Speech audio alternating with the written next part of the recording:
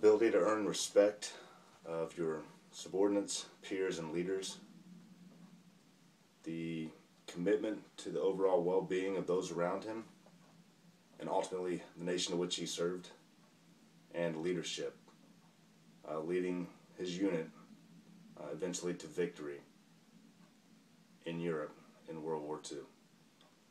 The man that I'm talking about that embodies all three of these aspects, attributes, is Major Richard D. Winters of the 506th Parachute Regiment, 101st Airborne Division.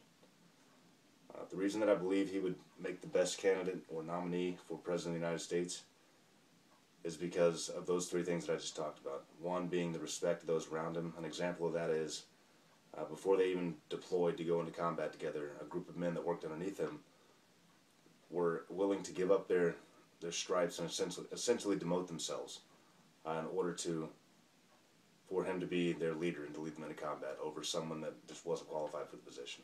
And eventually they ended up losing their positions that they were in order for him to get the position that was required of him in order to lead those guys. One of the things I want to talk about with his commitment to the overall well-being was that once they actually got to Europe, he gathered everybody up. Even though once they dropped in to Normandy in France, he gathered everybody up, even those that weren't under his command and weren't his troops.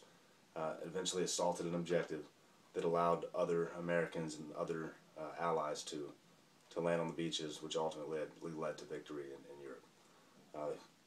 Like I said, this man embodies leadership, his commitment to the well-being of those around him and his nation, and the ability to earn the respect of those around him. To me, that's what constitutes attributes of a good leader, and someone that I would definitely nominate. It would be Major Richard D. Winters.